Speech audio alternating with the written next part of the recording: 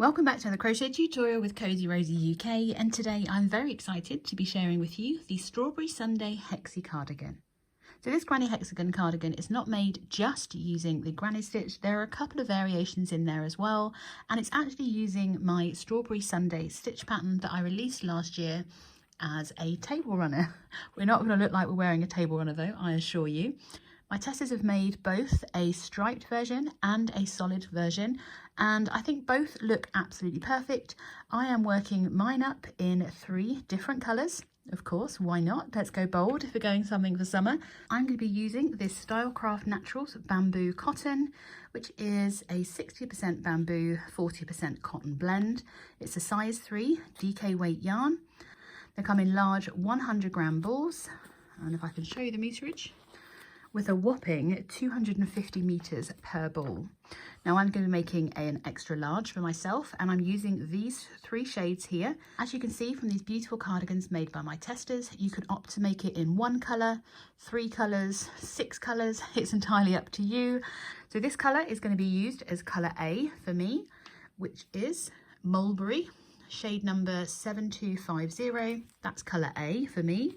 Color B, I'm going to be using the shade Natural, which is number 7146, and colour C, I can't resist it, I have to have it somewhere, is this beautiful Blossom, shade number 7167, and they're all from the same range, and I love how silky this feels.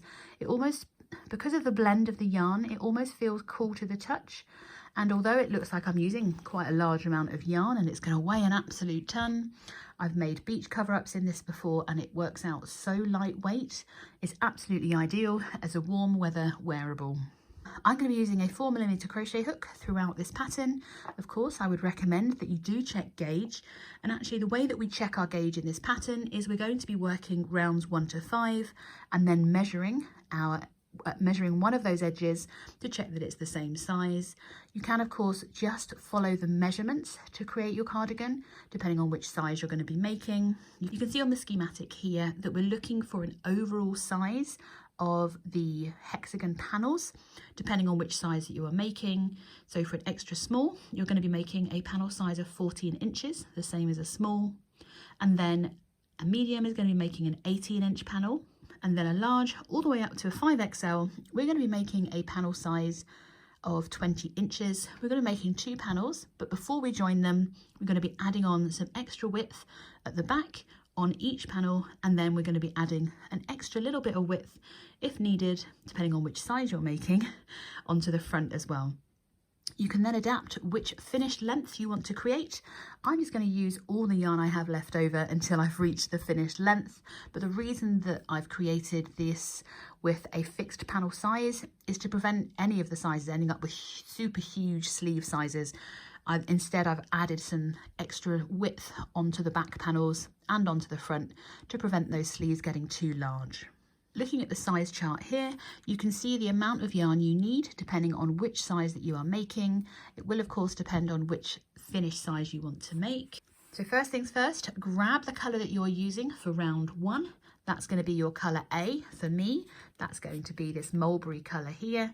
And then let's get cracking making our Strawberry Sundae hexagons. Now our first few rounds do go very quickly, so make sure you've got either a tape measure or a ruler so we can check gauge after round 5. We're going to start by making a slip knot and placing that onto our hook. And we're going to begin by making a chain of 4. So we just yarn over and pull through 4 times.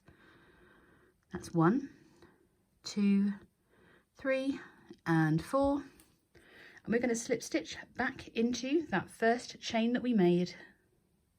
We're going to slip stitch by yarning over, pulling it through and straight through the loop on our hook to create a ring there in the middle, and we're going to be working into the center of that ring. We then make a chain of 5, so we yarn over and pull through 5 times. That's 1, 2, 3, 4, and 5. Now this chain 5 counts as 1 double crochet and a chain 2, and then we need to locate the middle of our ring, which is a little bit harder when this yarn's thinner. You see how you've got that lovely big hole? We want to ignore that one and go into the center ring underneath. So we're going to yarn over and we're going to be working 2 double crochets and a chain 2 5 times. And we need to find that center of the ring. So once we've yarned over, re-find the center, not where we've slip stitched, yarn over, insert into the middle of the ring. We're going to yarn over, bring our loop up, make that, just kind of twiddle it so you can see what I'm doing. Then we're going to yarn over, pull through 2, yarn over, pull through 2, and that creates our first double crochet. We're going to yarn over to make a second, and again we're working back into the center of our ring. So yarn over, insert, bring our loop up, yarn over, pull through 2, yarn over, pull through 2.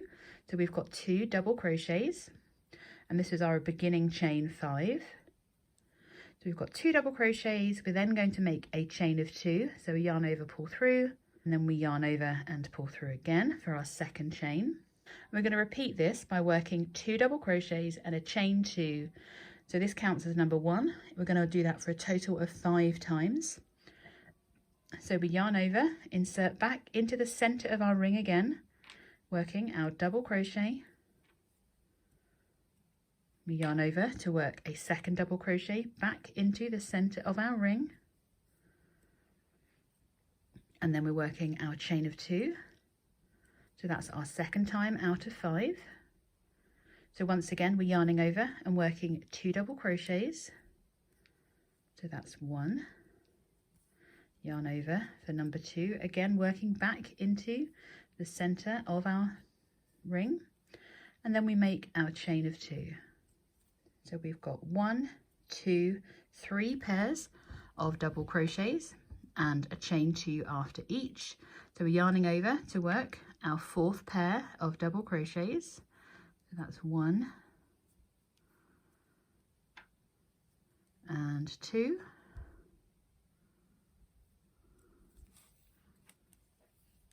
Once we've done that pair, we make our chain of 2. So now we have 1, 2, 3, 4. So this is the 5th and final time. So we're yarning over and working 2 double crochets. So that's 1 and 2. We make our chain of 2. So that's our 5th pair. 1, 2, 3, 4, 5. Each time we've done a chain 2 after that pair. And then we're going to finish by working a double crochet back into the center of our ring,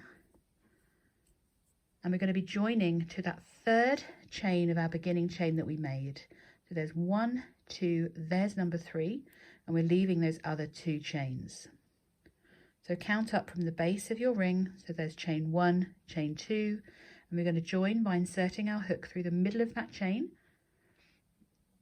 and we're just going to slip stitch to join, so that we now have, at the end of round 1, we have 6 pairs of double crochets and 6 chain 2 spaces. So 1, 2, 3, 4, 5, 6 pairs of 2 double crochets, and then we have 1, 2, 3, 4, 5 and 6 chain 2 spaces. I'm going to slip stitch into that chain 2 space and then make a little chain 1, because we're going to fasten off this colour and rejoin colour B. Now once we've fastened off, we can just bring that loop through to secure, and then this is the important bit, because we need to know which is our right side and which is our wrong side, because we're actually going to turn after each round. So we are simply going to make sure that we turn our work at the end of each round, so that we have, in this case, we have the wrong side facing. So our middle tail is facing us, and we're going to be rejoining in any one of our chain 2 spaces. So I'm simply just going to insert my hook through any of these chain 2 spaces in between the pairs, ready to join colour B. I'm just going to place that over. You can tie it on if you want to. I'm just going to flick mine through so the tail comes through, and then tie this new colour on to secure, leaving a tail long enough to weave in later.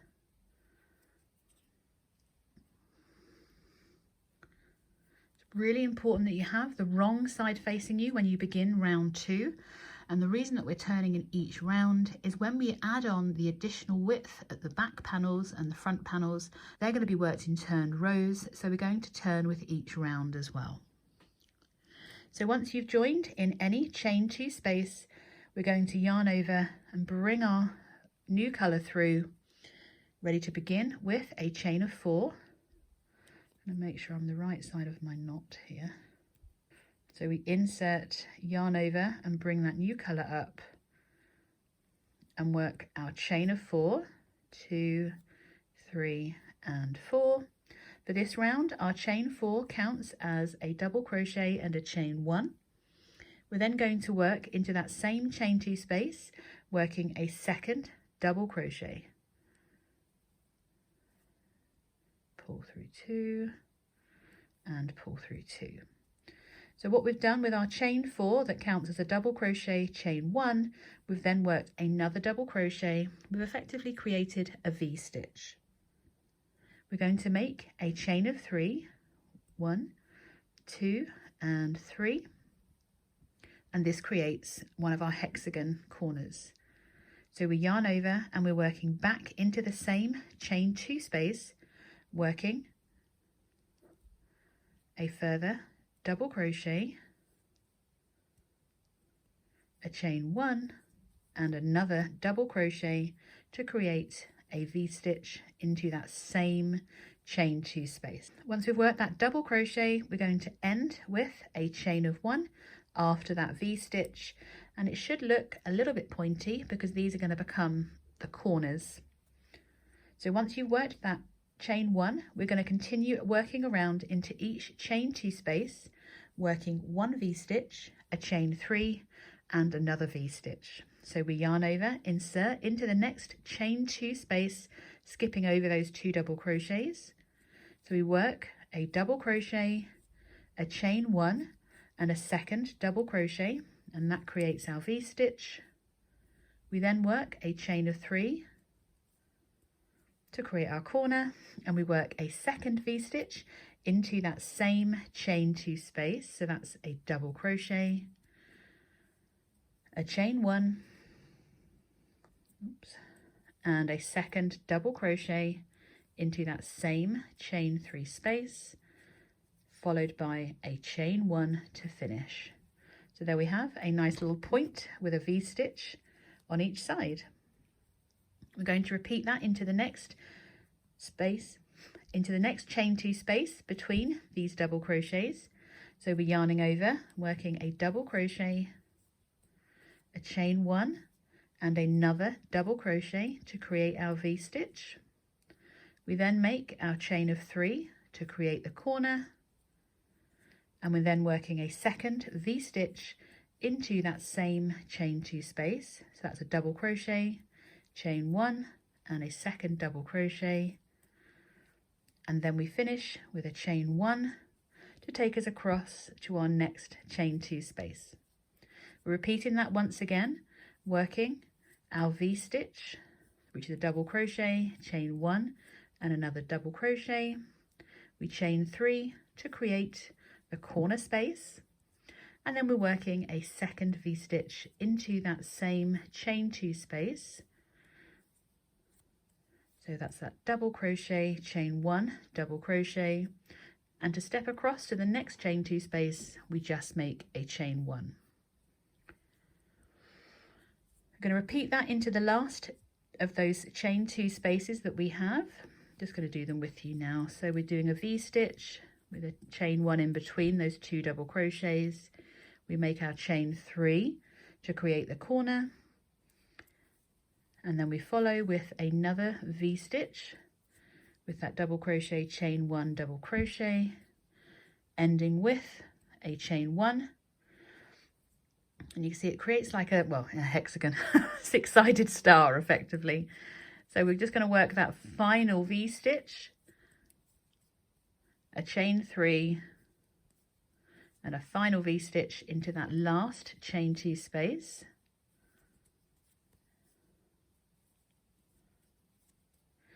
We're going to make a chain of 1 and we're joining to the top of that chain 3 that we started the round with.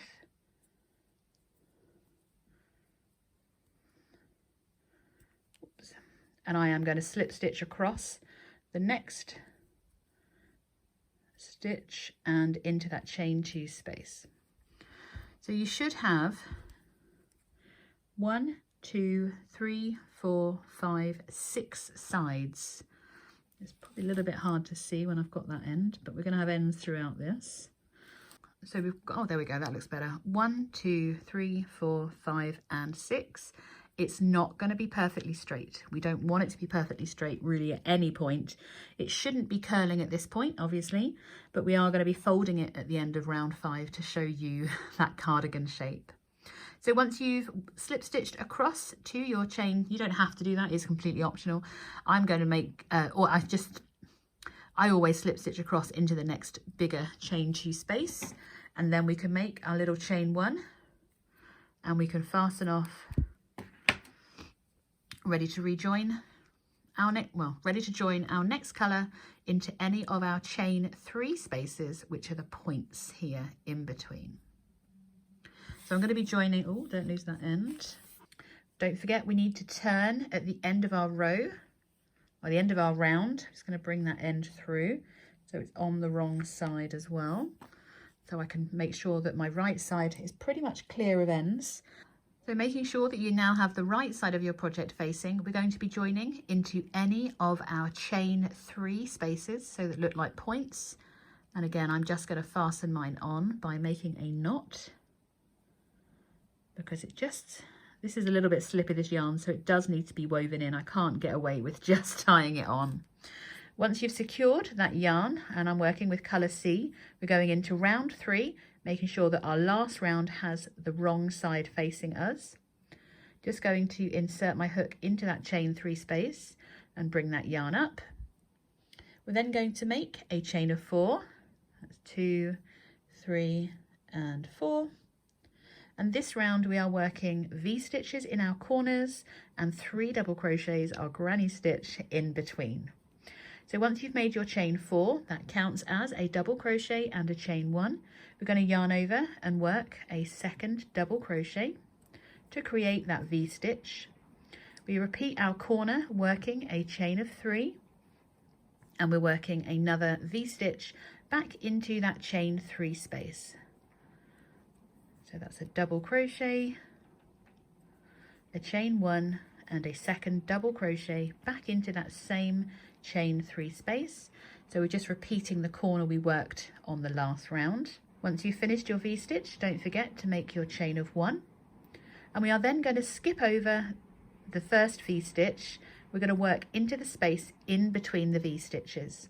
So into that chain 1 space we created, not the chain 1 space in between our V-stitches. Making sure that you've done that chain 1, we're going to yarn over, and into these spaces we are working our granny stitch. So we're working 3 double crochets into that same chain 1 space. So we yarn over, insert, bring our loop up, working 1 double crochet, and we're going to work a further 2 into that same chain 1 space. So that's 1, 2, and there's number 3. Once you've worked your 3rd double crochet, we can then chain 1 to step over the next V-stitch, ready to work into our chain 3 corner space. Into our chain 3 corner space, we're working our V-stitch. So we work 1 double crochet, a chain 1, and a second double crochet. To keep that corner shape, we make our chain of 3, and then we're working back into our chain 3 space, working our second V-stitch. So that's a double crochet, a chain 1, and a second double crochet. We're then going to make our chain of 1 before we step over that next V-stitch, ready to work into that chain 1 space in between them, working 3 double crochets. Make sure you get into the chain 1 space in between. So that's 1, 2, and 3. Once you've worked your 3 double crochets, we're going to chain 1 to step over the next V-stitch, and we're ready to work back into our corner, working our V-stitch, chain 3, followed by another V-stitch. which is our double crochet, chain 1, double crochet, we chain 3 to recreate that corner shape before working a further V-stitch, which is a double crochet, chain 1, and another double crochet. We of course finish that with a chain 1, and it takes us back to our chain 1 space where we're repeating what we've just worked, working our 3 double crochet into that space. Continue to repeat that, and I'll meet you at the end of the round to join, where we'll be changing back to colour A. I've just worked my last 3 double crochets, and we're just going to be joining to the top of, well, the 3rd chain from where we joined. So there's 1, 2 and 3, and we leave that 1 chain unworked because that counts as our double crochet V-stitch. So we're just joining into that 3rd chain. I'm going to slip stitch into the chain 1 this time without having to carry it too far, and then I'm ready to fasten off for the end of round 3. So at the end of round 3, if I place it down, you might see that it's starting to flap about a bit already, and it will ripple even more after the next round. So in each side you should have your corner with your V-stitch, so V-stitch, chain 3 corner, a chain 1 and a 3 double crochet, chain 1, and then your V-stitch corner once again, and you should still have 6 sides. Right now it just looks like a really cute kind of 6-sided star, but we are ready to turn our work, because remember, we need to see the wrong side of that last round that we worked, and we're going to be joining in any chain 3 space, but this time we're rejoining with colour A. So you'll be joining in between your V stitches here where that chain 3 space is. I'm just going to tie mine on just for ease.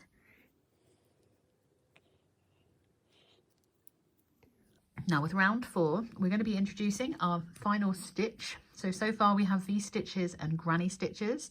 So we start by inserting our hook and just bringing it back through, ready to make a chain of 3. And this chain 3 counts as our first double crochet of the round. We're going to make a further 2 double crochets. So that's the second one and our third. And that creates our first granny stitch. So we have our chain 3 and 2 further double crochets. We're going to make our corner chain 3 to keep that corner space, and then we're working a further 3 double crochets into that same chain 3 space. So that's 1, 2 and 3. We're going to finish with a chain 1 ready to step over. We're going to skip over our V-stitch, and we're working into this chain 1 space, and we're going to be working the granny spike. So we yarn over and we're working our double crochet into that chain 1 space in between those groups. So we work our double crochet, and for the granny spike stitch we're going to be working our spike 2 rows below. So this is the first row we're skipping, and we're going to be working into that V-stitch 2 rows below. So we yarn over, we're inserting our hook not into the same space but another row down in between those V's. We're going to yarn over. I'm releasing the tension a little bit because I want to bring it up to the same height as my current row. We then yarn over, pull through 2, yarn over, pull through 2, and this is known on its own as a long double crochet, because as you can see it's all the way down an extra row lower. To finish the granny spike stitch, we're working back into the same chain 1 space we worked the first double crochet, and it's going to be kind of hidden behind where you've just done your spike. So just move that work out of the way to work your final double crochet, and it should look a little bit like that. So you're spiking 2 rows down, so that's 1 and 2, working into that V-stitch 2 rows below. We're going to make a chain 1 to step over our 3 double crochet there, ready to work our next granny spike stitch into the next. So we yarn over, we're working into, we're working into that chain 1 space, working our first double crochet. We're then going to work our long double crochet 2 rows below into that V-stitch. So I'm yarning over, inserting, releasing the tension a bit to bring it up to the right height. Then we can yarn over, pull through 2 loops, and yarn over to pull through the last 2, and then we need to work our final double crochet of the 3 into that chain 1 space where we worked the first. Of course, we finish with our chain 1, and obviously if we had no ends it would be absolutely beautiful, but this is the reality, and it should be looking a little bit like that. You don't want to be scrunching up this row, it should be kind of sitting quite normally. That's probably a little bit loose there. I'd rather it was too loose than too tight, and as you can see it almost fills in the gaps in between but still keeps it light and airy. Making sure you've done your chain 1, we're going to be working into our V-stitch corner here, but this time we're working 3 double crochets. That's my dog snoring as always. So that's number 2 and number 3, followed by a chain of 3, and then we're working a further 3 double crochets into that same chain 3 corner space. That's 2 and 3. We need to make our chain 1 to step over this V-stitch here, and this time we're working our spike stitch working into that V-stitch 2 rows below. So we're yarning over into that chain 1 space, working our first double crochet, then we're yarning over, working our long double crochet all the way down into that row 2 rows below. So that's 1, 2, so we insert into that V-stitch, bring our loop up to the same height, pull through 2 and pull through 2. We're then going to work our third double crochet into the same chain 1 space as that first double crochet that we worked. Bring that tail out of the way.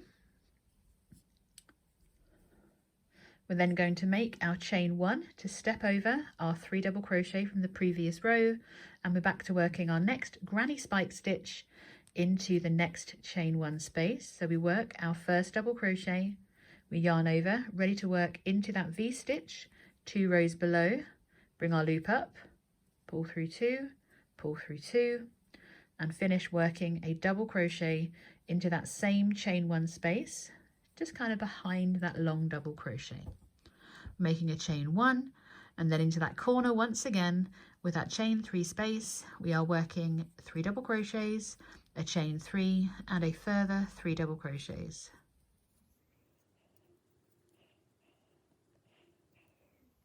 2 and 3, and make a chain 1 at the end, of course, to step over. So continue to repeat those sides on each side. Move that out of the way so you can see I have done that spike there. So we're working a chain 1 in between, a chain 1 followed by a granny spike stitch, which is worked into the V-stitch 2 rows below, chain 1 in between, granny spike, chain 1, you're back to your corner working 3 double crochets, a chain 3, 3 double crochets and a chain 1. Repeat that around and I will meet you at the end of round 4, ready to go into round 5, where we're finishing up our pattern repeat with just 2 rows to go. So once you've worked all the way around, working that last spike stitch, finishing that little chain 1, we're joining to the top of our 3rd chain. You just join to the top of that 3rd chain. You can either fasten off here, ready to help cover those ends, and fasten off, ready to change colour once again. So as I mentioned, it is going to ripple at the end of round 4, and that is exactly what we want because we've actually increased too many times for it to lay flat. And you can get one edge straight, which is kind of the point. And even from here, you can almost create your cardigan shape. So all you have to do is pick an end and put your edges together, and it will create that tiny little cardigan. It's perfect for a dolly. We're not measuring just yet. We are nowhere near the right size to be measuring to check our gauge. So of course, once you've fastened off, make sure you have turned your work so that you have, I turned already, so you've got the wrong side of your stitch facing. for the next round. You've actually got your right side facing overall here. So we're going to be joining into any of our chain 3 spaces, but this time we are joining with colour B.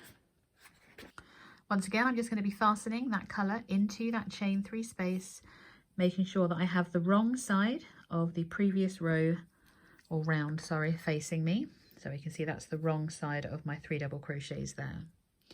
So for round 5, as I said, we're joining into any chain 3 corner space. We're going to yarn over to bring that hook through the middle, and we're going to start with a chain of 4. That's 1, 2, 3 and 4, and we're back to our V-stitch rounds. So this counts as a double crochet and a chain 1. We're going to yarn over and work another double crochet into that same chain 3 corner space, followed by a chain 3 to maintain that corner space. We are then going to work a further V-stitch into that same chain 3 space, which is 1 double crochet, a chain 1 and a second double crochet, all worked into that same chain 3 space. We finish with a chain 1, of course, to help us step across. So you've now got 2 V-stitches and a chain 3 space in your corner. We're actually not skipping over this granny stitch here, because we're going to be working into the middle of each of these 3 double crochet clusters or granny stitches, which is easy to see and recognize with your spike stitch, not quite so much when you're working into this first one after the corner. You still need to do your chain 1, and what we're going to be doing is working a V-stitch into the middle stitch of each of those 3 double crochet groups. So we're skipping 1 double crochet, yarning over and working into the middle stitch, so the second stitch. So we skip 1, working into the middle stitch, we're working our V-stitch, so we're working a double crochet, a chain 1 and a second double crochet, followed by a chain 1. We're skipping this chain 1 space, skipping the next, and this time we're working into the middle of our granny spike stitch, working the V-stitch. So it will be in that middle stitch once again of that 3 group, and we're going for the middle one to work our V-stitch once again. So that's double crochet, chain 1, double crochet, and then we make a chain 1 to skip over that chain 1 space. Once again, we're going to be working a V-stitch into the middle of that 3 double crochet group, which is kind of where that long double crochet is. So double crochet, chain 1 and a double crochet. We finish with a chain 1. We're skipping that chain 1 space, skipping the next double crochet, working into the middle stitch of that 3 double crochet group, working a V-stitch once again. So double crochet, chain 1 and a double crochet. We're going to make a chain 1 to step over into our chain 3 corner space where we are working our V-stitch, and then we make our chain 3 to maintain the corner. Oops. So that's our second V-stitch, and of course we finish with a chain 1. So this is our pattern. I hope you can see that they're worked into the middle of those 3 double crochet clusters, so our chain 1 spaces are actually in line for this round. I'll work the next round, the next side with you again. So we're skipping that first double crochet and we're working a V-stitch into the middle stitch of that 3 double crochet cluster. So that's that double crochet, chain 1 and a second double crochet. We chain 1, skipping our chain 1 space and that next double crochet to work into the middle of our spiked 3 double crochet granny stitch, working another V-stitch. Make sure you make that chain 1 afterwards. Skip the chain 1, skip the next stitch, working into the middle with another V-stitch.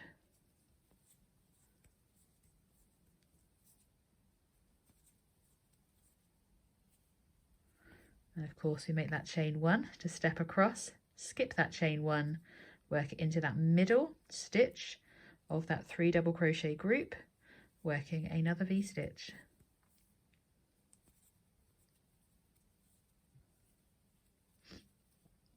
We then make a chain of 1 and we're back to our corner where we're working our V-stitch, chain 3 and another V-stitch.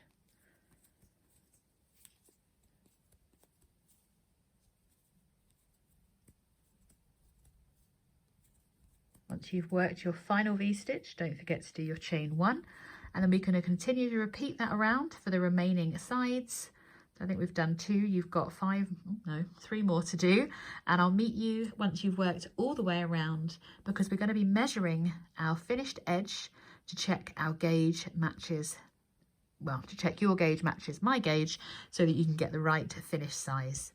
So continue working those next 3 sides, working that V-stitch into the center stitch of your 3 double crochet clusters, making sure you work your chain 1 in between, and then I'll meet you at the end of round 5 where we can join and measure our gauge. So once you've worked around each of those 6 sides, we are going to join to our 3rd chain, 1, 2 and 3. Make sure you've done that last chain 1. And then just slip stitch to join. I'm going to slip stitch into that chain 1, so it just helps define it a bit better. And then we can fasten off. And at this point, we are ready to measure a flat edge. So, and this is how we can check our gauge. So you should be looking a little bit like that, and you want to make it so that it is completely flat, which is why I'm going to use a ruler to measure mine. So let's do it upside down actually.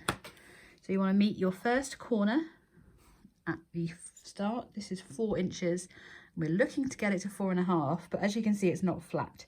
So I'm going to stretch it ever so slightly so that it is a flat line, and you should be measuring 4.5 inches across one edge at the end of round 5. See if I can turn that all around for you so it actually proves that I'm meeting my own gauge.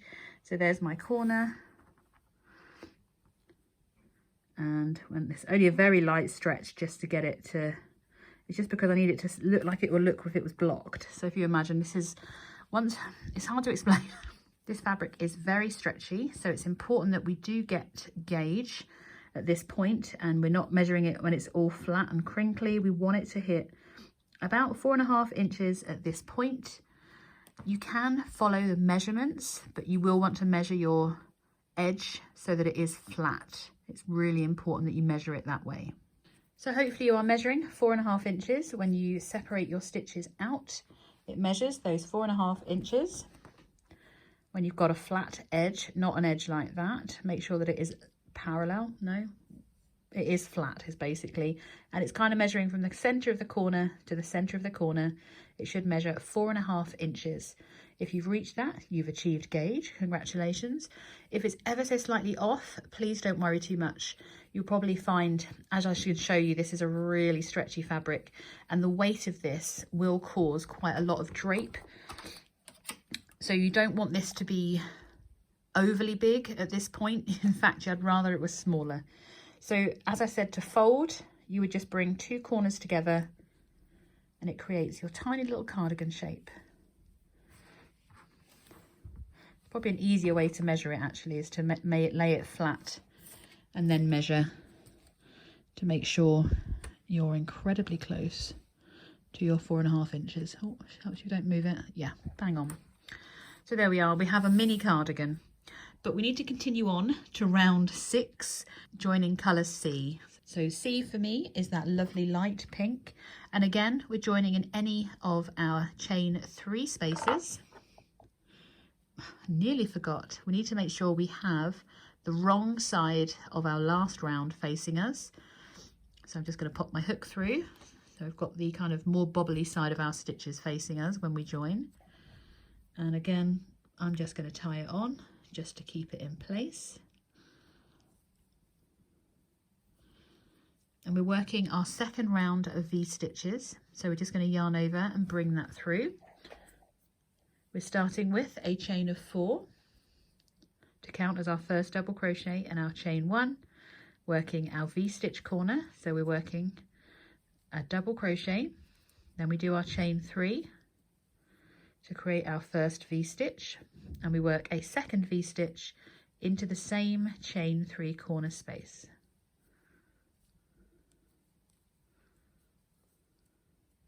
Of course, we make our chain 1.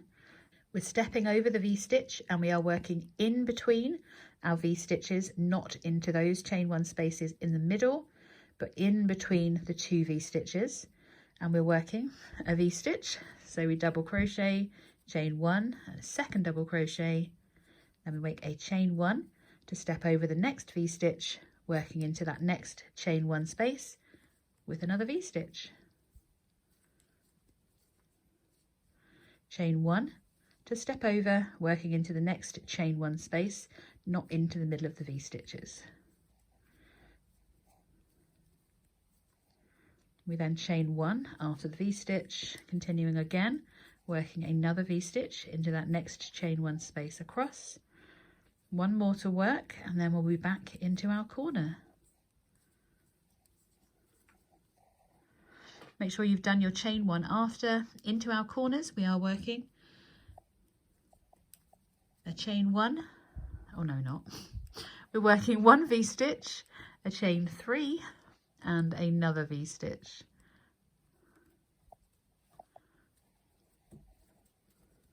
Do our chain 1, of course, to step over, working into the chain 1 spaces in between our V-stitches. We're going to repeat this on all 6 sides of our hexagon, working around, placing 1 V-stitch in between the previous V-stitches, in between the V-stitches of the previous round, making sure that we do a chain 1 after each to step across. In your corners, you're going to be working your V-stitch, chain 3, followed by a V-stitch and a chain 1 to continue across. So work that, nearly forgot, work that around, working your V-stitches and your chain 1s. In your corners, we are working a V-stitch, a chain 3 and a second V-stitch. I always find this the trickiest one. And then of course, just remember to do that final chain 1 after your V-stitch in your corner. And I'm going to then meet you once you've worked this round to talk us through the repeats to get our panels to the size we need, depending on which size hexagon cardigan we are making. So I've worked all the way around, worked my final chain 1, and I'm just going to join to my 3rd chain. 1, 2, 3. Just going to slip stitch into that chain 1 space, ready to fasten off. And at the end of round 6, look at that beautiful mess we've made. We should roughly be looking a little bit like that. It will not be lying flat, but you should now be able to fold it to create your cardigan shape. So for round 7 onwards, we are going to be repeating rounds 3 to 6 a certain number of times, depending on which size you're making. So I'm going to give you the repeats, but then I'm going to show you round 7 because I don't want any confusion about where you're working your spikes, because there weren't as many stitches in between on the previous round. So I'm going to take you through round 7 and 8 after I've talked you through. Not everyone will need those videos. If you're familiar with how these patterns work, then you'll probably be ready to fly with this one. So for extra small and small, you're going to be working rounds 17 to 18, repeating rounds 3 to 6 a further 3 times, or until one flat edge of your hexagon measures 14 inches. Just make sure that you end on a repeat of row 6, because that will help you continue on in the rest of the pattern. For a medium, you're going to be working round 7 up to round 22, again repeating rounds 3 to 6, but this time for a further 6 times, or until that edge measures 18 inches. So for large, all the way up to 5XL, you're working rounds 7 to 26, repeating rounds 3 to 6 a further 5 times. Or of course, until that edge measures 20 inches, making sure you do end on a repeat of round 6. Now you're going to continue to change colour after each round and continuing your colour order, whichever you set up for yourself. And we're going to be finishing that final round working a second round of V-stitches. That'll become more apparent as you move through. As you can see here, we've got 2 V-stitch rounds together, and that's where you should end. Do remember to turn after each round. So you have one wrong side, one right side round. And I'm keeping all of my ends to one side, ready for weaving in. If you are clever enough to remember to carry up your yarn, you're welcome to do so.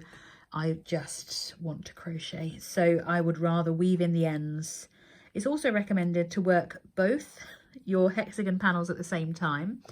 So I would kind of work to this point, then make your second panel, and then you can check that they are the same size. It just means that there's less chance for your tension to change dramatically between working each panels. The other thing to note is that as you continue to make a larger panel, you may notice that you don't get a clean 90-degree angle. In fact, this edge for your sleeve, which will become your sleeve eventually, you can see the shape now, so it's a bit more obvious. It will look a little bit like a bell sleeve as you make that larger, as the size gets larger, which is another reason that we're not making our panels too large. So for those of you who want me to talk you through the next couple of rounds, I'm more than happy to do so. If you're happy with the patterns, you can follow ahead. You can use the timestamps below to repeat rounds 3 to 6, the number of times you need. For those who would like a little bit more help working those next couple of rounds, let's go on to round 7 together. Once again, I'm joining in any chain 3 corner space, and I'm joining my next colour. So there's A, B and C. So I'm going back to colour A, and I'm just going to bring that through and secure that to my chain 3 space. If I can grab it. We are basically repeating round 3, but there are a lot more spaces. So there's round 1, round 2, round 3. We're working a V-stitch in the corner and granny stitches in between. So we're going to yarn over and bring our yarn through, and we're working our chain of 4, which counts as our double crochet and our chain 1 for round 7. And then we're working our V-stitch in the corner with our chain 3 and a second V-stitch in that same corner space.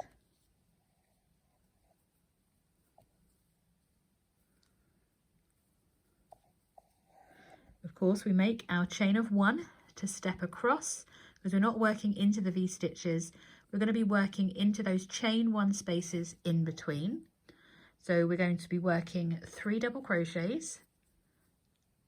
That's 2 and 3, and followed by a chain 1, and then we're working into each chain 1 space between our V-stitches across, rather than into the V-stitches themselves. So it looks like that.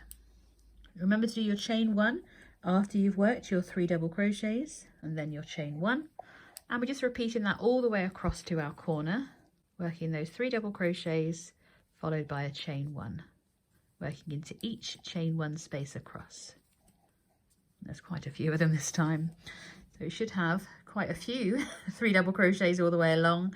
You think the last round we did it on, we only had 1. Now we've got a fair few more.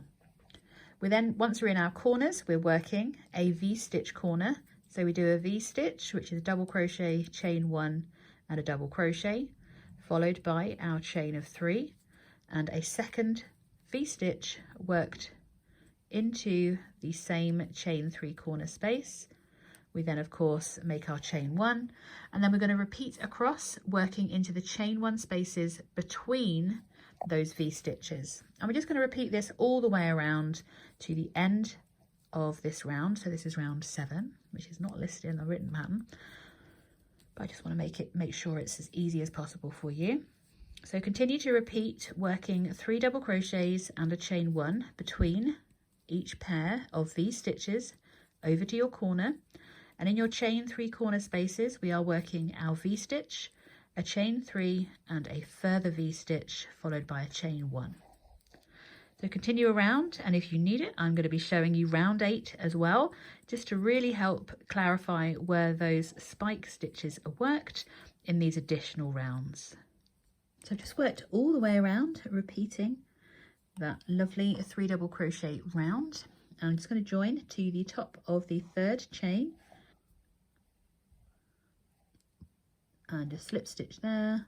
I'm going to slip stitch over into my chain 3 space, ready to fasten off. So you should have this repeat so far going up to round 7.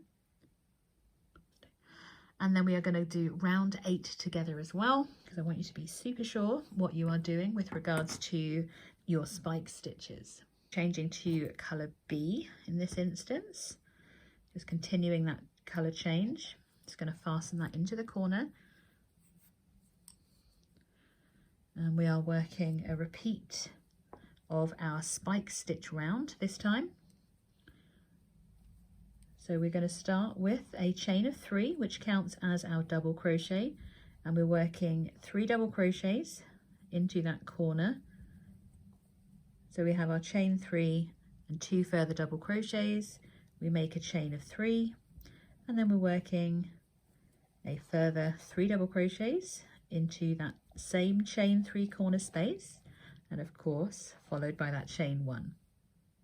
So this is the round where we're working those granny spike stitches. So we're going to be working into the chain 1 spaces once again. Let's move that end. So we're skipping over the V-stitch, working into the chain 1 space. We're working the double crochet, and then we're working, move that across, I don't know why that's gone so far over.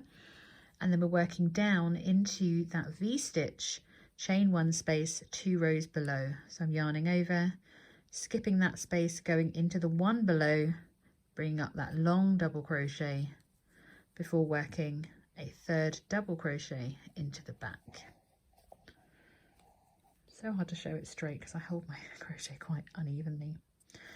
Once you've worked that 3 double crochet spike, we make our chain 1, and we're just repeating that all the way across, working our double crochet, spiking down into that V-stitch 2 rows below for working that 3rd, it's hard to see with that dark yarn, sorry, double crochet into that same chain 1 space. In our corners, we are going to be working our granny stitch, so 3 double crochets, chain 3, 3 double crochets. Once you've worked your spike stitch round, you're back to your 2 V-stitch rounds again, where obviously on the return you're going to be working into the middle stitch, working where that spike was worked. Did I turn? Oh, I didn't turn. I could tell that. Don't forget to turn after each round, you see. You can tell obviously this is the right side, that's the wrong side, so I had joined without turning, so don't make my mistake. It probably doesn't look that obvious now, but as we go on to those back panels, it really will become more obvious. Now, these are just additional rounds that I'm working just because it's not always as clear when we've increased the number of stitches, like where we're working and how different it looks when there are so many more chain 1 spaces. So I don't want any confusion. So I hope these extra showing these extra couple of rounds has really helped, but we are effectively repeating rounds 3 to 6. However many times you needed to repeat them that I gave, that's time stamped for you as well, so that you can see how those stitches look a little bit different when there are more spaces to be worked into, but it is basically repeating, oh, I got caught up there, the same pattern for that number of rounds you need to achieve the correct finish size. So this for round 8, so we're just going to be repeating that spiked round, working into that V-stitch 2 rows below with that long double crochet all the way down there. I love a spike stitch, I really do. So continue to repeat rounds 3 to 6. I hope these extra rounds have been a little bit helpful to show you how different it looks when you have those extra stitches, but yeah, we are skipping over those 3 double crochets, working into the chain 1 space and into that V-stitch chain 1 space underneath. And then of course you're going back to your V-stitch rounds, which are quite a little bit easier to follow because there were more examples in there for rounds 3 to 6. So that would be round 5 and 6 maybe. Yeah.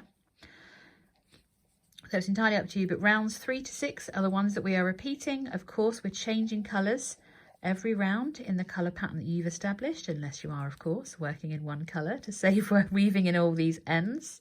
So continue to work all the repeats you need to reach that finished size. And I will meet you once you've worked both your panels. Just get them both done, get all the ends woven in, and then we can add those extra width onto our back panel and then move on to our front panel before we are seaming our panels together to create that cardigan shape. So once you have completed your panels, it is now time to add on a back panel to add some extra width. And this is the width across the chest and the back. So there is a front panel and a back panel. Once you've folded it, it will become a lot more apparent. You've got your sleeve here, and then across where this section is becomes your front and your back panel, and we're going to seam the backs together. Let me move this out of the way because I can make it a little bit more obvious, because I've already worked the back panel onto one side or one of my panels. So I've worked all of the rows just so I can show you what they look like, and you can adapt the width that you make across the back and the front. It's entirely up to you. This pattern is so customizable in that respect. You can literally make it your own. So the first thing you're going to notice is that I've got some stitch markers already in place, and I would recommend placing stitch markers in your front panel and your back panel before you start either of them. Just know which one is which. So I have chosen to use different colour markers for the different panels. So at this point I've got white stitch markers for my front panel and red markers for my back panel. And before you go ahead and mark, you need to check, if I fold that out of the way, that the panels are facing the same way. So for me, on my last round, I have the right side of the stitches facing me. Do I? No, I actually have the wrong side. I can tell more by looking at this 3 double crochet grouping here. That's the right side. So right side, wrong side, right side, wrong side. So if I was to compare these last 4 rows, I want all these stitches to be facing the same way. So I need the right side of this stitch to be facing, which it is not. But that could be more to do with how I made it. If you got them wrong at any point, just make sure that your final rounds match and you've got the right side of those facing. It's going to affect how you rejoin your yarn and where you rejoin. So the first thing we're going to do is to mark the back panel corners. So once your panel is placed in the cardigan shape, we're going to mark the chain 3 space, so the corner space effectively, with stitch markers. So I'm going to mark the top and the bottom, and then I'm going to mark the corresponding chain 3 space in a different colour, just so I know which is which, so I know which side is which. The problem is once you pick this up and move it, it's hard to remember which edge you're working across, and this just makes it more obvious when you've got both those corners marked. And if you're using a colour system like me, you will know which is the front side and which is the back side. So I've got my corners matched here. As I've said, the additional rows that you work is a little bit up to you. Just bear in mind that this is going to add, you're going to be adding the same amount of width on each of your panels. So in this case, because I've worked additional rows from my last corner row, which was this one here, I have worked 1, 2, 3, 4, 5 rows to give me an extra 2 inches. I'm going to add an extra 2 inches onto here. So it's going to add width to your project, and it's going to add width between your front panels. So if you imagine if we have another 2 inches, and then I'm going to have this much space between my front panels, because that's where it ends here. So it just means that we're creating a nice space for our neck, and it's up to you if you want to make it more oversized. It is designed already with a 6-inch ease across your bust, and the neck spacing does account for that. And then on those larger sizes, we can work onto the front panel to increase or decrease the gap between your neck as well if you want to. But adding on to the front is entirely optional. If you want a more relaxed fit, then you can leave the front panel additions off. So once you have marked your chain 3 spaces for both your front and your back panel, we're going to start by working onto the back panel with the wrong side facing us. So let me move this one out of the way. So we are going to start the back panel with the wrong side facing us. You've already determined which side is right and wrong now by where you've placed your markers. So you should have the inside of your cardigan now facing you. To ensure that you do create both a left and a right panel, when you're joining your yarn into that first chain 3 space, you need to have your sleeves positioned on different sides. So for the first panel, let's say you're creating your left panel, like I'm going to do with this one, you need to be joining with your sleeve on your left. And then for your right panel, you need to position it so that your sleeve is kind of coming down on the right hand side. Obviously, if you're left-handed, you need to swap those over because your asterisks will be on the other side. I hope that makes sense. And we're going to join into the first marked corner space. Now in the written pattern it says in the next colour, simply because at this point you will have worked however many rounds you need to do, and the colour technique isn't quite as obvious. So I know that my next colour, I'm working 3 colours, so I'm joining my next colour, which is that light pink, and we're just joining in that corner. You can tie on again if you want to. I think it really has made my weaving in a little bit easier because there were a lot of ends. I'm going to leave that marked just so I know which is the front and the back, just in case any become detached. So with the wrong side facing, join in your first chain 3 now corner space, and we're going to yarn over and pull that yarn through, and we're making a chain of 5. So 1, 2, 3, 4 and 5. Now this chain 5 counts as a double crochet and a chain 2, and we're going to skip over this first V-stitch, working into our chain 1 spaces between the V-stitches, and we're working 3 double crochets. That's our next round to work. So that's 1, 2, and 3, and of course we follow that with a chain of 1. So we will now look a little bit like this. It does look like that's not enough space, but there is enough here for your corner to work perfectly. Make sure you've done your chain 1 in between, and then we are going to be working into each chain 1 space between our V stitches, working a 3 double crochet and chain 1. And we're going to work all the way across to our next marked stitch for our back panel. So once you've worked all the way across to your next marker or your next chain 3 corner space, you've done your chain 1, we're going to work an extra chain 1.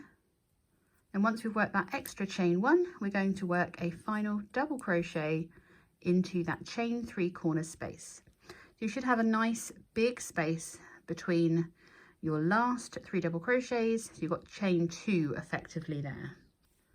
Now we don't have to fasten enough because we're working 3 colours. You're going to be back at this row point at some point anyway.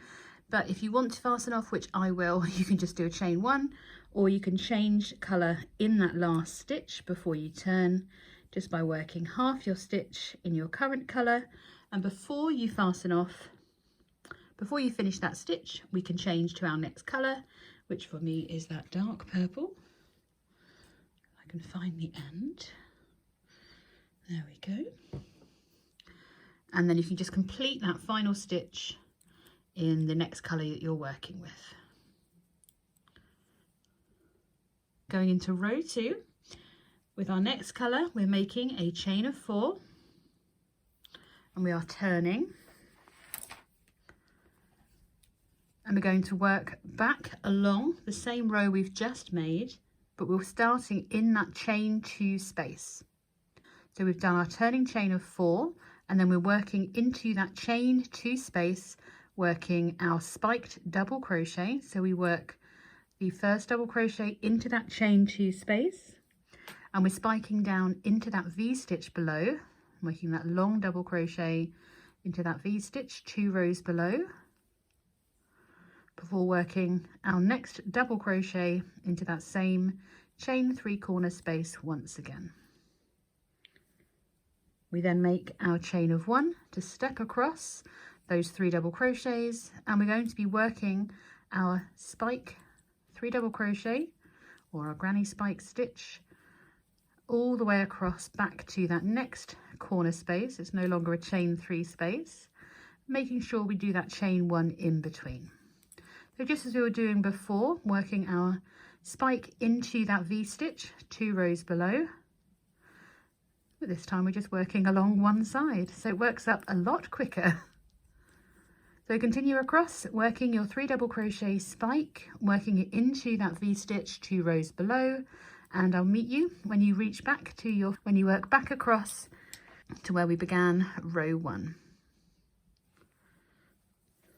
So once you've worked all the way across to that chain 5 space, well, it's really a chain 2 space, we're going to work, move that end out the way, we're going to work a spike stitch first and foremost into that corner space. So double crochet, work your long DC into that V stitch 2 rows below. We're going to work, if we can find it, our final double crochet of that 3 double crochet spike into that same space. I'm going to make a chain 1, and then we're going to find our 3rd chain to work our final double crochet into that 3rd chain. 1, 2, 3. Is that 1, 2? I think it might be that's my 3rd chain.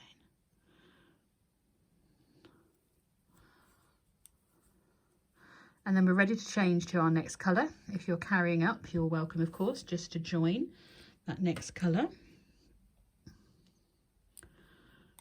in just before you finish that last stitch. So the pattern is written so the extra small, medium and large will fasten off at this point. You should be adding about an inch and a half to your back panel. It's entirely up to you how many rows you do. If you want to create a wider neckline than the schematic says, then you can work an additional couple of rows. Just remember you'll be adding that width onto the other panel as well. So don't go too mad, or else you'll end up with a really wide neckline that will almost start to hang off of your shoulders. So if you are following the pattern as written, extra small, medium and a large will be fastening off at this point. So we're going to go into row 3, and we're going to start with a chain of 4 in our next colour. I'm going to turn slightly differently because I've still got my other colour attached and I don't want to get tangled, so let me move that over there. Okay, so once you've turned, we're going to work a double crochet into the same chain that we've just done that chain 4. I'm going to pick up those ends. So where our chain 4 is coming out of, we are yarning over and working a double crochet into that same place as our chain 4, which we don't normally do, but we're effectively creating a V-stitch at the start of this row. If I move my ends, it'll be a little bit easier to see. So we now have a V-stitch. We're going to chain 1. We're going to skip that first double crochet in the next chain 3 spike, and working our V-stitch into the long DC from our previous spike. Just like we were doing before, we're just working our V-stitch into that long double crochet from the row before. Just this time we're working in rows. Of course, we make our chain 1 and we skip over the chain 1 space, skip the next double crochet, working our next V-stitch into where that long double crochet is from the previous row, just as we were doing before. Remember to do your chain 1 in between and continue across, working those V-stitches. So continue to repeat that across, and I'll meet you back at your next corner where we're going to finish off this row together.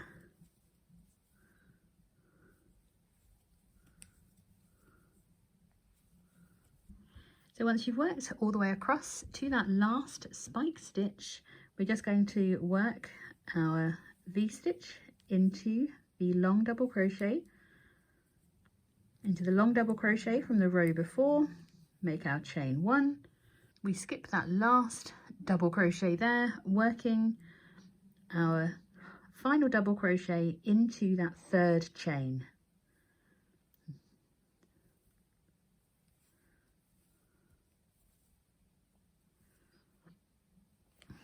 Helps if I hold it straight. So we're getting a nice straight edge here. So at the end of row 3, small and extra small can fasten off and repeat this section for their second panel.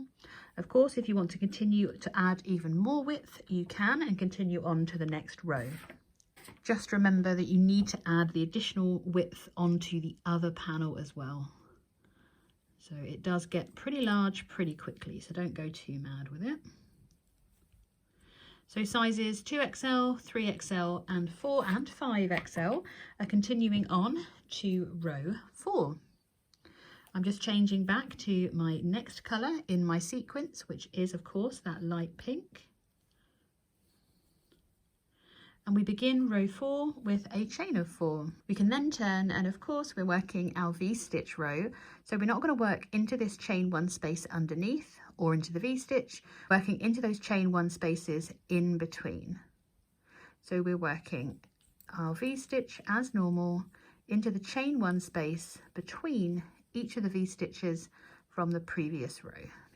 And we're just going to repeat that all the way across, working 1 V-stitch into the chain 1 spaces between the V-stitch, followed by chain 1 of course, into each of those chain 1 spaces across, back to our corner. So continue to repeat that across to the end of the row, and I'll meet you for the corner. So once you've worked all the way across, you'll be thinking, I've got too many V-stitches left. We're going to work in between those last V-stitches, working another V-stitch of course, make our chain 1, and we're working our double crochet into the top of that third chain that we made in the previous row for our turning chain. And I've twisted mine for some reason. 1, 2, 3, there we are. There we go. So it should look a little bit like that on this end. So you've still got a bit of a V-stitch left. We've now added 4 rows on, and if you're making a 2XL, you're welcome to fasten off at this point. For a 3, 4 and a 5XL, you're going to repeat rows 1 to 2, so those first 2 rows that we did for rows 5 and 6, and then a 3XL can fasten off. A 4 and a 5XL are going to work row 7, repeating row 3, with a 4XL fastening off after row 7, and then finally row 5, 5XL is going to repeat row 4 before fastening off and repeating all of those rows on their second panel. Once you've worked your back panels, of course, you are ready to go on to the front panel. Now the front panels are only worked by a 2, 3, 4 and 5XL.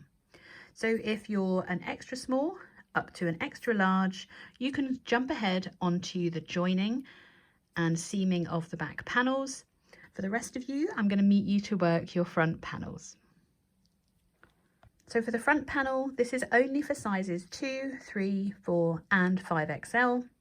And this time, if I change mine around, with your front panel marked, you need to be joining with the right side facing you. So obviously this final row that you worked needs to have the right side facing. So I've got mine back to front. And you're going to be joining into that first marked chain 3 space. So for the back panel, we joined with the wrong side facing us, and for our front panels, we want the right side facing us. Now you're simply going to repeat the rows as we worked in the back panel, and I'm going to talk you through which rows you need to work. For your front panels, we're going to be working the same as we worked our back panels. So you're just going to repeat row 1 and row 2, and then 2XL and 3XL will be fastening off before continuing on to seaming the back and shoulders. And then size 4 and 5XL will continue on to repeat row 3 to 4 and then fasten off their front panels, continuing on to seaming their back and shoulders. So once you've added both the back panel and the front panel rows as required, it is time to seam our panels together. So the first part we're going to seam is our back panels together, but you need the right side of your back panel facing. So I'm going to swap these over. The right side of my back panels facing, and all my ends, I'm sorry. Actually, I'm not sorry, but hey ho. The way that I'm going to recommend joining your 2 panels is with a flat slip stitch seam. It will be completely flat, and we will have these side panels and we'll have this back panel beautifully butted up together. You are going to need your hook for this. We are not sewing this. We are going to be quick and easy and do this with our crochet hooks. So this is something I rarely do, but I am actually going to place my slip knot onto my hook to start this. I'm going to start by inserting my hook through the 3rd chain of this one, but you'll notice that it's coming out the back of the panel. So it's going through the right side out of the back loop, and then I'm going to do the same on that first stitch, going in from the front out. I've done that wrong. Yeah, through the front out the back, and my yarn is actually going to be worked from underneath my panel. So I'm simply going to make sure that my yarn is coming out of here. So you might have to position it so that you remember to have it behind your project. And we're just going to slip stitch through all of those first of all, and that just joins our yarn to our project. We're then going to be working through both sides at the same time, but I'm only going to be working through the back loop of my stitches and ideally my chains as well. So what we're going to be doing is we could do a single crochet all the way up, but it's going to create a seam and a ridge, and we don't want to do that. So we are going to do something a little bit more fiddly to give us a perfect finish.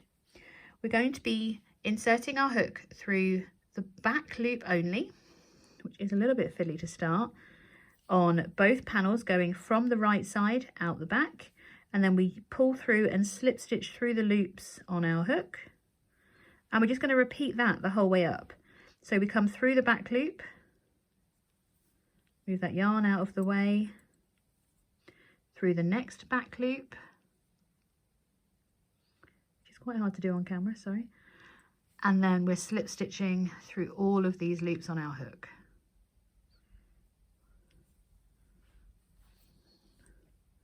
So through the back loop of the next stitch or chain, and then the same on the next panel, and we're yarning over, slip stitching through the remaining loops. And what this is going to give is, it doesn't look much right now, but it gives us a beautiful flat join to our cardigan edge. With your chains, it might be a little bit more difficult just to pick up one loop of them, but it can be done. This is not the best position for me to do this. I would probably do this on my lap actually, if I'm honest. But it will also allow you to make sure that you're working through the same point on your cardigan as well, because obviously your edges should be matching. So now I'm going into my next stitch. Back loop, slip stitch through the loops. You can of course whip stitch this together from the wrong side if you want to, but if you get this technique right, not only will it become your favourite way to join your granny squares, it will just become your favourite join ever, because it is almost invisible when you're working it in the same colour as your yarn, as you will see in a moment when I put mine down. So it just looks like we've got these stitches joined together almost magically. It would help if my ends weren't there, they'd look a lot prettier. But you can see that it's just literally completely flat joined. There's no seam on either side.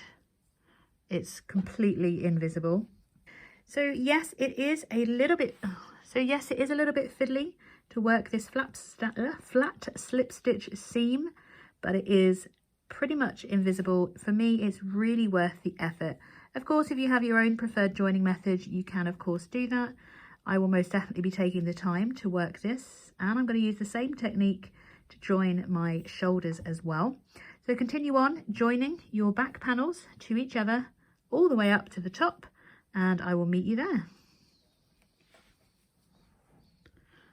So once you have finished joining up your panels, the next thing we need to do is to pin into place our sleeves. So let me just turn this. This is now upside down, just so I can show you everything at once.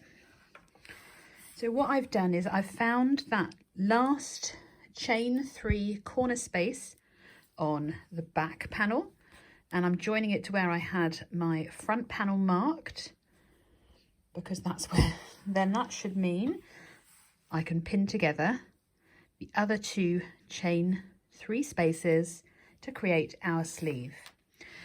You may be looking at this and thinking, oh, it looks like a bit of a bell sleeve. Rest assured that when you're wearing your cardigan, the bell sleeve look will be less. The reason that none of the squares are any bigger than the design states is so that you don't end up with these absolutely massive sleeves. So this is the biggest a sleeve will get.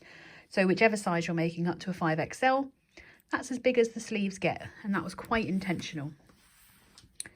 I have tried this on because I've pinned both my sleeves in place on the front panel, and I'm actually really pleased. I added an extra couple of rows in at the back because this is now the space down the front, so it's quite a wide front. I haven't added anything on to my front panel because my size doesn't need it. Obviously that is up to you, but I've got these all ready to join, and just like we've joined the back panel, that is the inside, that's the right side, I'm going to join my sleeves in the exact same fashion. So I'm going to use the flat slip stitch seam once again, and we are literally going to join all the way up, working through our stitches up to that chain 3 space and across. I'm just going to keep going. I'm going to work across where I've worked my back panels, and where I've joined I'm just going to continue all the way across, working a slip stitch through nice and evenly. I don't want to cause it to bunch, and then we can just repeat that join all the way back down to this seam here. And then I'm just going to work through those back loops of my stitches and my chain space all the way up, and then we can add on the extra length we want starting in our next colour to work on additional rounds, which will be worked the whole way around the cardigan. Once you've done all your seaming, we are ready to work the final section. Again, this is completely optional, but if you don't want to add any extra length, weave in all those ends and go and get wearing. For us who would like to add as much or as little extra length as you need, this is how we're going to do it. So I have my 2 front panels. You can see that I've got the join of my back panel here. I have to try and stop resisting moving them together. So because my last round was the wrong side, I'm joining my yarn with the right side facing me. Depending on which way you've joined your cardigan, ideally you want to be working in the other direction. So if you have the right side of your last round worked in your hexagon facing you, I'd recommend that you turn it, and you'd have to start on the other side. So we're just going to join in the first chain 3-corner space in the direction that you're working. I'm literally just going to place my hook through that chain 3, and I'm working into my third colour, so I'm reverting back to my third colour because obviously I've finished on this round. So I'm going to, sorry, excuse my dog. We're going to start, at least I'm going to start with my pink, which I think was colour 3 for me. I'm just going to place that on. I'm going to not bring it through and knot it just so it's in the right place.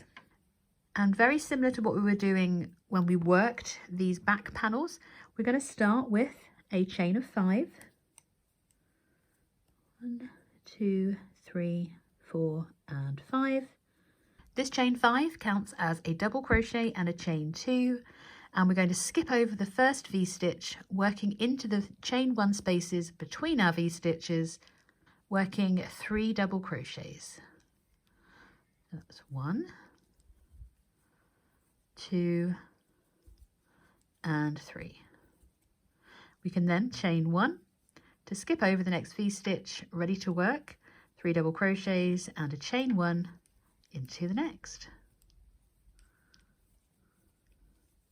We're going to repeat this all the way around, working 3 double crochets and a chain 1. That's not 3. Working 3 double crochets and a chain 1 across the bottom of our hexagon. We're going to repeat this all the way around, and at some point you're going to reach some row ends. So let me just turn my cardigan for a moment. So as we continue around our hexagon, we're going to, rogue end. We're going to reach the point where we started working our back panel rows, and I'm going to meet you at that chain 3 space that we joined on to work those back panels, so we can work evenly across here to make sure we get a straight line at the bottom of our cardigan. So once you've worked all the way across to that chain 3 corner space, make sure you've worked that last chain 1. We now need to work across these row ends and into this seam. When we're working across our row ends, normally when we've got a chain 3 like we have here, we would work, say, 2 single crochets evenly across each row end. So you can kind of add up how many row ends you have, so and count the stitches. So 2, 4, 6, 8, 10. I've got 12 stitches, and I want to place my granny stitch along here. So really, I probably only need 3, would be 12 stitches, including the chain 1 spaces. So then we just need to look roughly where we're going to place them. So I'm going to go into that row end there and work my 3 double crochets. Hope nothing comes undone. And do a chain 1.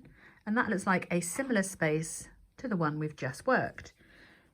So if I do 1 there, and maybe do 1 into this chain here, and then 1 into that row end, and that will be my 3 across.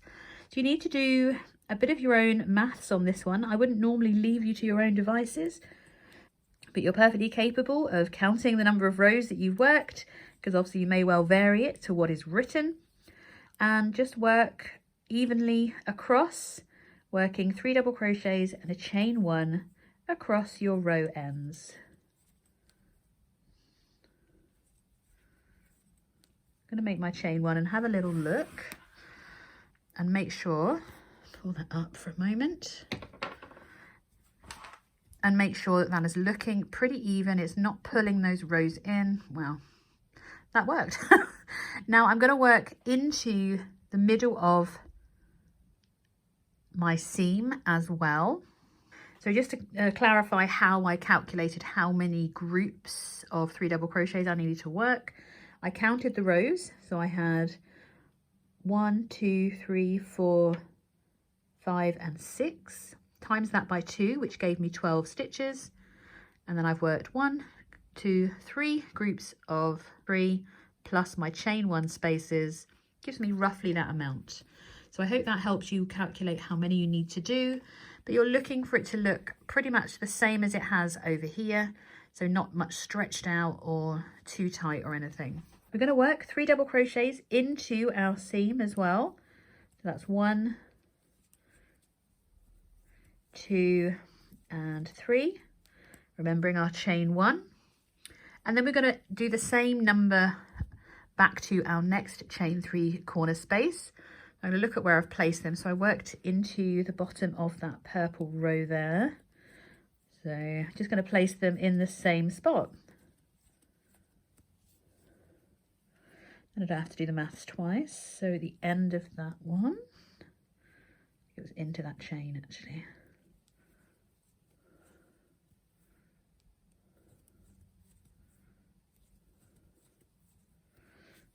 And then a final one just at the bottom. And get to that one there.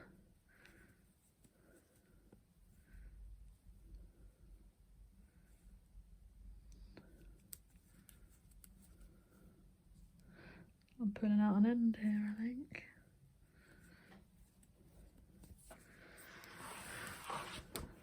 So once you've worked all the way across, it should not be pulling the seam apart. It's, you know, and you shouldn't be putting any tension on this fabric at all. And we don't need to worry about this again because now we've got the nice chain spaces to work into. I just pulled that out. Quickly redo that one.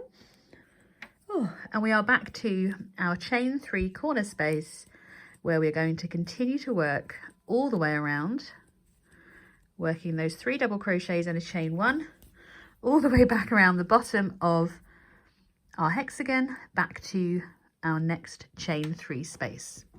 So continue around and I will meet you for row 2.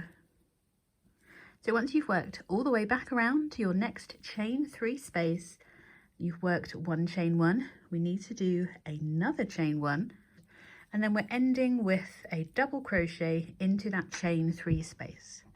We're then going to change to our next colour in our own colour sequences, because at this point I don't know what colour you're working with, but I'm going back to my purple. And we're making a chain of 4, and then we can turn our work. So our chain 4 counts as a double crochet and a chain 1, and we're going to work a double crochet into the same stitch, working that double crochet into the same space or stitch as our chain 4 to create a little mini V-stitch. Into this same chain 2 space we're working our 3 double crochet spike. So we're working a double crochet and then we're spiking down into that V-stitch underneath to work that long double crochet before working just behind back into that same chain 2 space for that 3rd double crochet.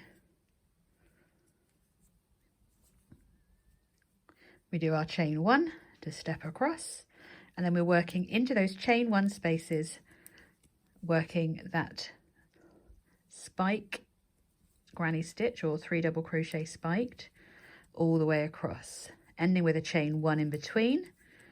Of course, once we get back to where we're working across our back panels, that's where I'm going to meet you. This is all twisted now, hang on.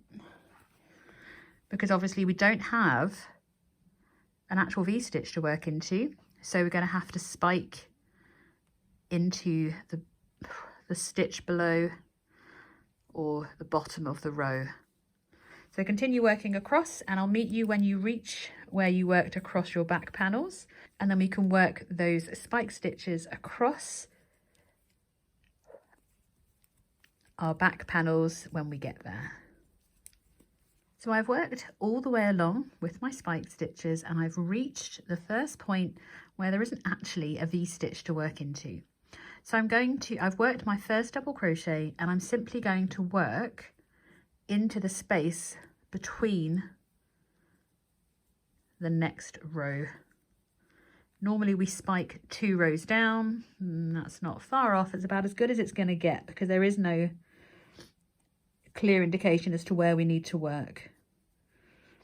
And the same with the next one. So I just need to do my chain 1, stepping across, and I'm going to work actually into, got a tiny space that I can insert my hook into, just kind of into that space. It's pretty much as good as we can get without having a V-stitch to work into. So there's those first 2. I want to make them as straight as I can. Chain 1 to go across, and I'm going to go into a space underneath between the rows, and just bring your hook up to the same height as normal. There's only a few rows to do this on. Make sure you do that chain 1 in between. On this one, I kind of need to go in there. Just going to kind of aim for the middle.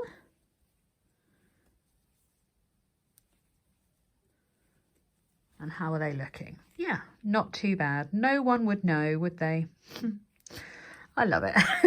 There are times where you kind of have to trust your own judgment. I trust you. You're not going to wear it if it looks terrible. So just take your time. Place it, have a look to see what it looks like when it's done, and then move on to the next one. Don't overthink it. Don't spend a lot of time on this because you only have to do it for this row. And realistically, no one is going to be paying much attention. You would never know, would you? There's barely any difference in the transition from these ones to these ones. I can barely see it myself. Continue all the way around to your next, to the end of this row, and I'll meet you there ready for row 3. So I've continued to work across, working that spiked V-stitch, and I'm back to that beginning chain space, and we're going to work our 3 double crochet spike into that V-stitch below, work back into that chain space. Don't forget to work that last chain 1. I was so keen to get into that chain, there we are, to complete that row. And I'm changing back to start a new ball to finish off that stitch.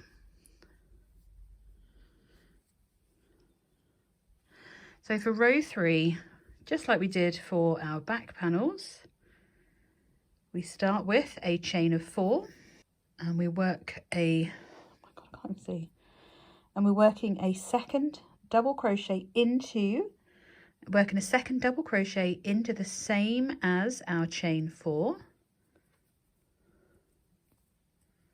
So we skip that first double crochet and work into the next, placing our V-stitch. Chain 1 and a second double crochet. We then V-stitch, we then chain 1.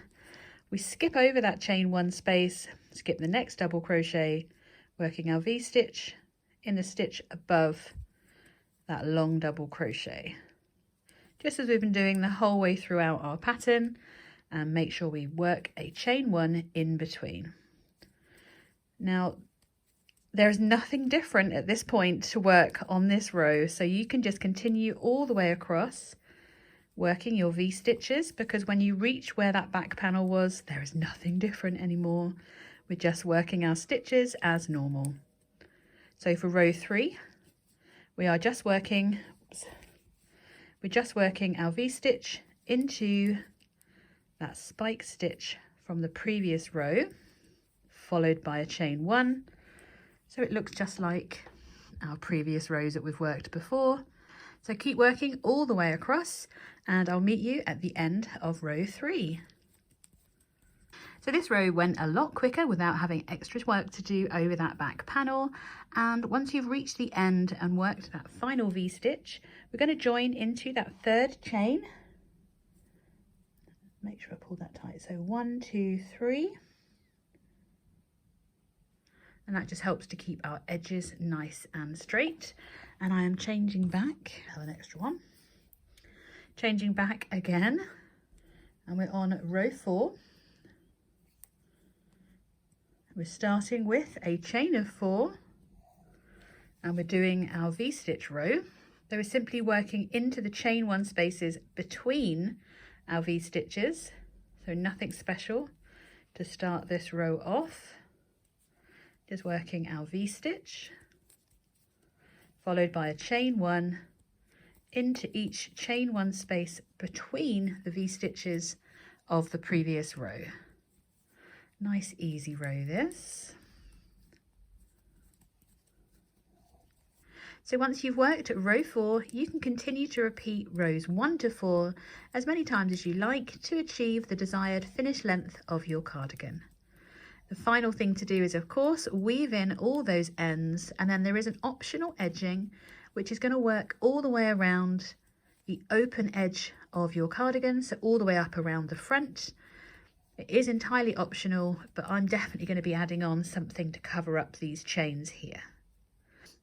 I've continued on and done a few more repeats. As you can see, that's the edge of the front corner of the hexagon, and I've added quite a few inches on because I like a little bit of additional length. So I've added about another 4.5 inches onto the length because I like certain things on my body a little bit covered.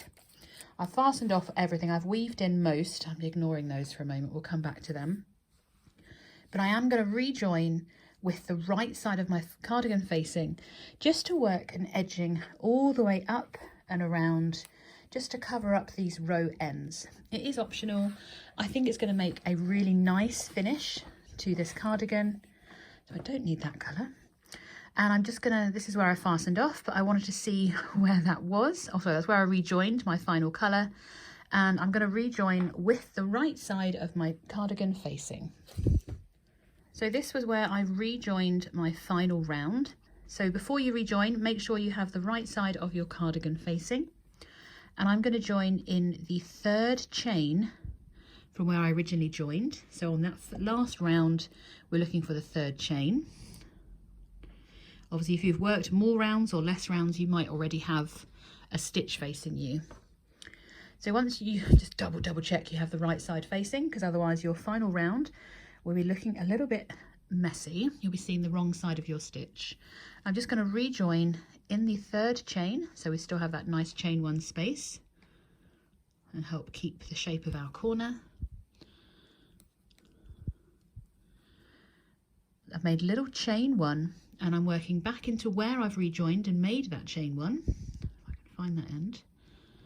I'm just going to make a single crochet into that same place. She says, there we go.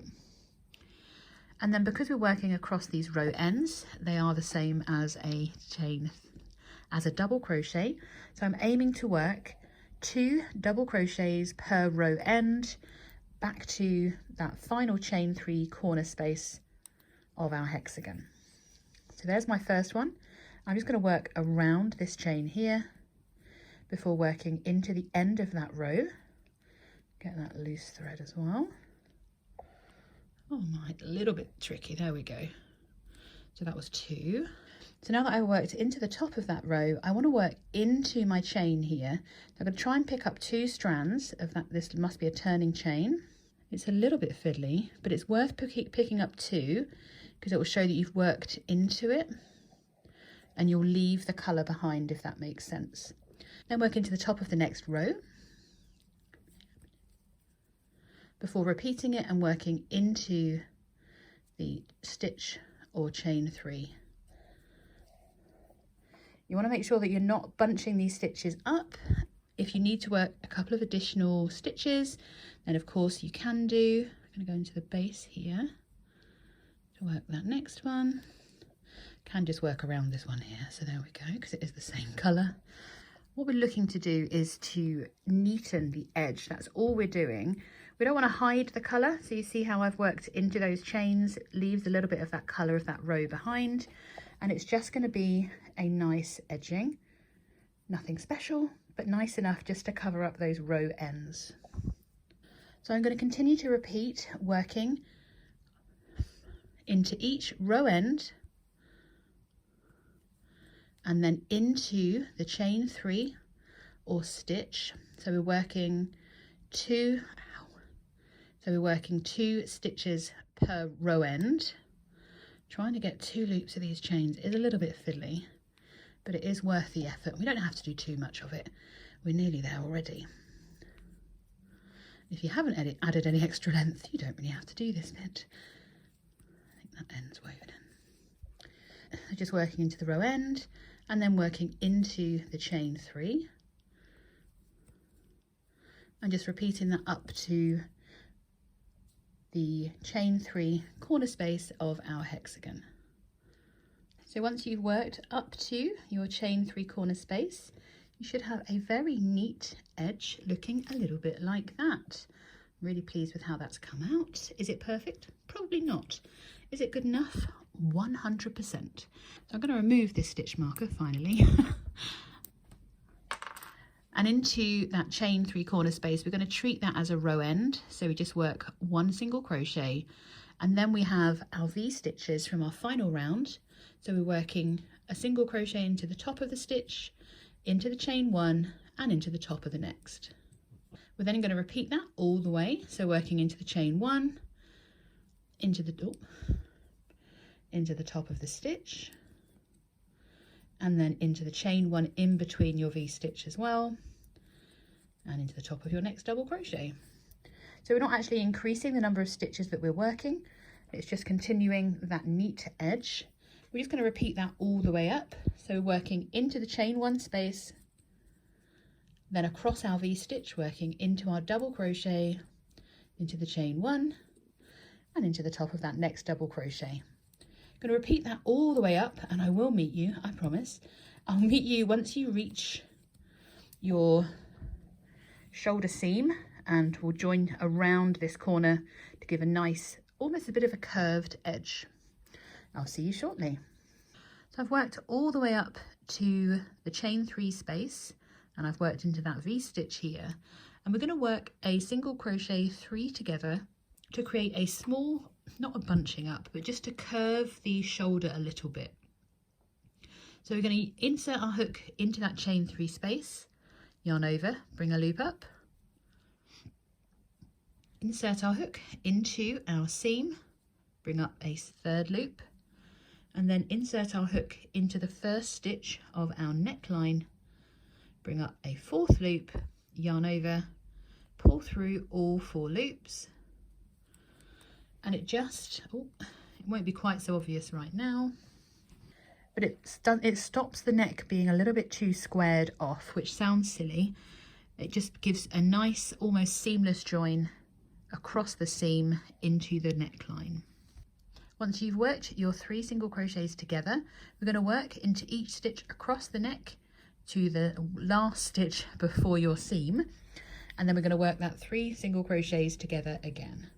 So we're just continuing across, working 1 single crochet into each stitch across. And then once we've reached that stitch before our seam, we're going to repeat that single crochet 3 together. So we're inserting into the next, yarn over, bring a loop up, insert into your seam, kind of through that top slip stitch, which is going to be a little bit tricky if it's any as tight as mine. Oh, no, can't get through there. Yarn over, bring a loop up, and then into the chain 3 space to bring up your 4th loop, pull through all 4 loops, and it just brings them together to curve your neckline, and then we're back to working into our V stitches and those chain 1 spaces. So you work into your double crochet, chain 1 space, into the top of the next double crochet, and then of course into that chain 1 space between the V stitches. We're going to repeat that all the way down to our row ends. Mine start here at that last chain 3 corner space, and that's where I'll meet you. So I've worked all the way back down to my final chain 3 corner space. I'm going to work into that chain 3 space before working into the row ends once again. A little bit trickier on this side because you'll have the stitches to work into. So that's the row end, and then I need to work through what looks like a chain 3, just like we did on the other side. One side is always easier. There we go. And just making sure that we're placing 2 single crochets along these row ends and into making sure that we're working those 2 single crochets across each row end. And then once you have, of course, worked back to your last stitch, in my case, or chain 3, you can fasten off and weave any remaining ends, and your cardigan will be complete. Thank you so much for joining me for this tutorial. I will see you in the next video.